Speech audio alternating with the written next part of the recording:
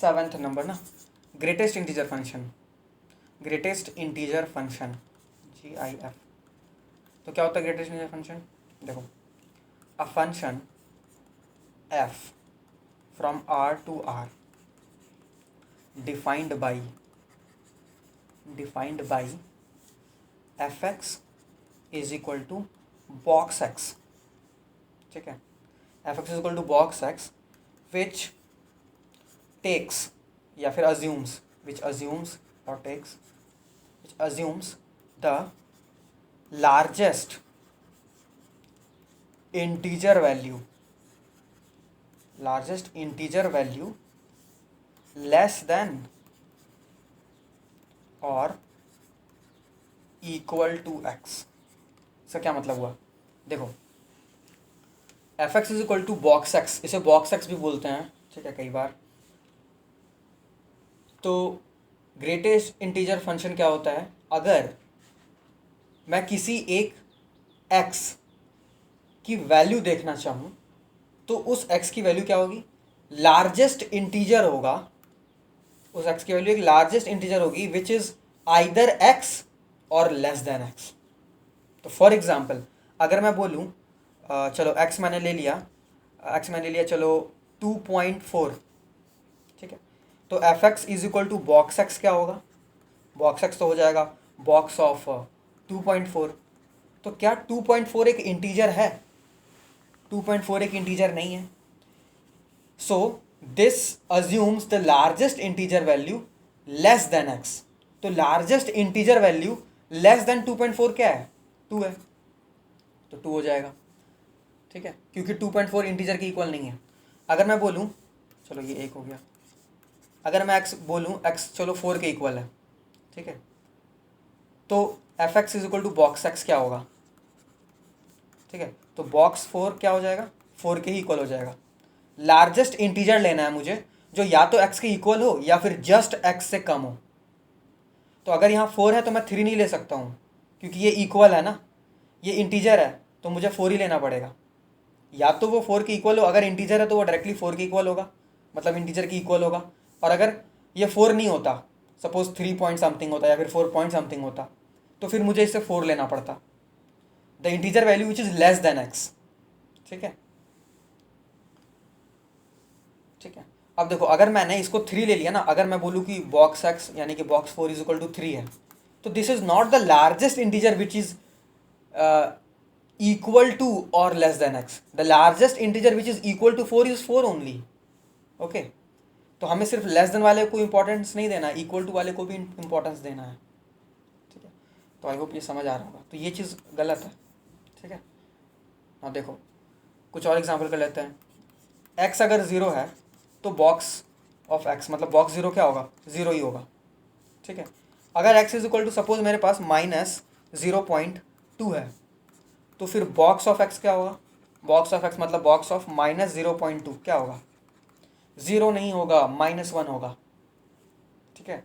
ये नोट करना है यहाँ पर, बहुत से स्टूडेंट्स कंफ्यूज होते हैं यहाँ पर, ठीक है।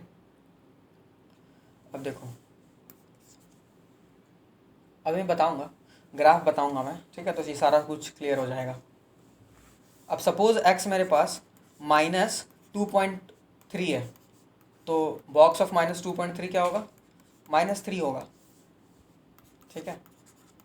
मुझे लेस नंबर चाहिए, एक लेस इंटीजर चाहिए। 2.3 इंटीजर तो नहीं है, -2.3 एक इंटीजर तो नहीं है, तो -2.3 से लेस इंटीजर क्या होगा? तो -2.3 से लेस इंटीजर 2 नहीं हो सकता, 2 तो बड़ा होता है। 2.3 करोगे अगर तो तुम और निगेटिव की ओर बढ़ रहे हो, 2 -2 -2.1 -2.2 -2.3, समझ रहे हो? तुम निगेटिव की ओर बढ़ रहे हो, तो उससे और लेस लेना है, तो -3 होगा, ठीक है। आई होप ये समझ आया होगा। सिमिलरली अगर मैं x इज इक्वल टू -5 ले लूँ, तो बॉक्स ऑफ -5 क्या होगा? -5 के इक्वल होगा, क्योंकि -5 इंटीजर है, ठीक है। तो चलो अब आ जाते हैं ग्राफ पर। तो ग्राफ कैसा होता है? तो suppose this is our x axis and this is the y axis, ठीक है। अब चलो, suppose this is 1 2 3 4 5. This is -1 -2 -3 -4 -5. 1 2 3 4 5 -1 -2 -3 -4 -5. ये हो गया 1 2 3 4 5 ऐसा, ठीक है। और ये जो पॉइंट है ओरिजिन का ये 0 है, ओ ओरिजिन या फिर 0 0 0, ठीक है। अब देखो मैं क्या बोल रहा हूँ, अगर मैं x को चलो यहाँ पर लेता हूँ 0 पॉइंट कुछ ले लूँ, तो 0 पॉइंट कुछ ले लूँ तो वो तो इंटीजर नहीं है। 0.1 अगर मैं ले लूँ तो वो इंटीजर नहीं है। तो लीस्ट इंटीजर मतलब integer greatest integer less than 0.1 क्या होगा, 0 की इक्वल ही होगा, है ना। तो 0 से लेकर के ये सारे वैल्यूज़ अगर मैं 0.1 लूँ, 0.2 लूँ, 0.3 लूँ, 0.4 लूँ, 0.5 0.6 0.7 0.8 0.9, ये सारे वैल्यूज़ लूँ, ग्राफ क्या आएगा, 0 ही आएगा। वैल्यू मुझे क्या मिलेगा, 0 ही वैल्यू मिलेगा। लेकिन 1 के लिए क्या मिलेगा मुझे, 1 के लिए तो 1 मिल जाएगा, एंड दिस इज़ 1, है ना। ये है 1 के इक्वल, ये 2, ये 3, ये 4, ये 5, ठीक है। तो 1 के लिए मुझे 0 नहीं मिलेगा, 1 मिलेगा। अब अगर मैं 1.1 लूँ, 1.2 लूँ, तो मुझे 1 ही के इक्वल तो मिलेगा सारा वैल्यूज़, है ना। तो मुझे 1 के ही इक्वल मिलेगा। लेकिन 2 के लिए क्या क्या मिल जाएगा मुझे, 2 के लिए 2 मिल जाएगा, है ना। 2 के लिए मुझे 1 नहीं मिलेगा। फिर सिमिलरली अगर मैं 2.1 लूँ, वैल्यूज़ अगर 2.1 2.2 इधर सारे वैल्यूज़ ले लूँ, तो मुझे वैल्यू क्या मिलेगा, अगर मैं x की वैल्यूज़ ये लेता हूँ तो y की वैल्यू मुझे 2 ही मिलेगी, ठीक है। 3 के लिए क्या मिल जाएगा मुझे, 3 मिल जाएगा, ठीक है। सिमिलरली 4, एंड 4 के लिए मुझे 4 मिल जाएगा, एंड देन 5, फिर 5 एंड सो ऑन। ऐसा ऐसा ग्राफ बनेगा इधर, ठीक है। आई होप दिख रहा होगा, ये ऐसा बन जाएगा, ठीक है। और चलता जाएगा ये बिल्कुल।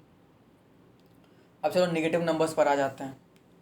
तो नेगेटिव नंबर्स पर क्या होगा, अगर मैं x की वैल्यू 0 पॉइंट समथिंग ले लूँ, 0.2 0.3 ऐसा ले लूँ, तो 0.2 0.3 ये इंटीजर्स तो है नहीं, तो इससे लेस इंटीजर लेना है। तो इससे लेस इंटीजर तो इधर -1 है ना, तो वैल्यू क्या मिल जाएगा मुझे, देखो सपोज ये -1 के इक्वल है, -1, this is -2, -1 -2, suppose this is -3, ठीक, ऐसा, ठीक है। तो अगर मैं इधर यहाँ पे कोई वैल्यूज़ लूँ x की, तो मुझे y की वैल्यू क्या मिल जाएगी, -1, है ना। तो 0 पे तो ये -1 नहीं है, लेकिन 0 से जस्ट इधर जो भी नंबर्स है -1 के इक्वल है, और -1 पे भी -1 के इक्वल है, ठीक है। ये नोट देना कि -1 पे वैल्यू -1 के इक्वल है, ठीक है। उसके बाद फिर अगर मैं -1.1 ले लूँ, -1.2 -1.3 -1.4 -1.5 इधर सारे वैल्यूज़ लूँ, तो मुझे y की वैल्यू क्या मिलेगी, greatest integer which is less than those values, तो -2 है, तो -2 तो यहाँ पर है, तो -2 के लिए भी -2 मिलेगा, और ये सारे वैल्यूज़ के लिए भी -2 मिलेगा। लेकिन -1 के लिए ये -2 नहीं मिलेगा, ये उसके लिए 1 मिलेगा, ऐसा, ठीक है।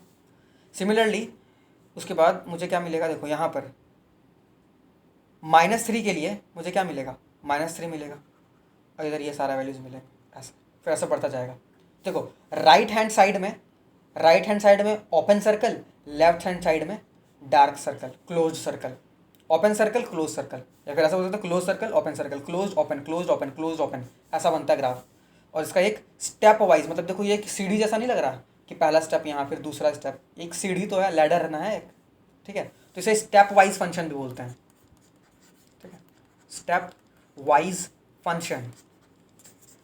क्यों, क्योंकि इसका जो ग्राफ है वो कैसा है, वो स्टेप वाइज है, स्टेप कर करके चढ़ते जाओ, ठीक है, एक लैडर है। और याद रखना है कि लेफ्ट साइड क्लोज सर्कल होता है, राइट साइड ओपन सर्कल होता है, ऐसा होता है, ठीक है। और चलो इसके डोमेन और रेंज के बारे में डिस्कस कर लेते हैं।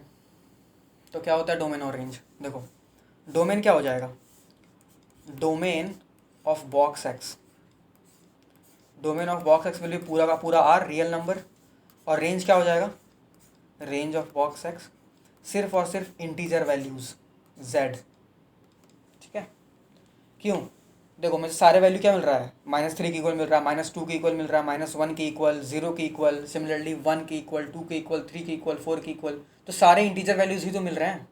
तो रेंज में क्या आएगा, सिर्फ इंटीजर वैल्यूज आएंगे, बाकी कोई दूसरे रैशनल इरेशनल नंबर्स नहीं आएंगे, ठीक है, सिर्फ रैशनल सिर्फ इंटीजर वैल्यूज़ ही आएंगे। ठीक है, तो आई होप समझ आया होगा।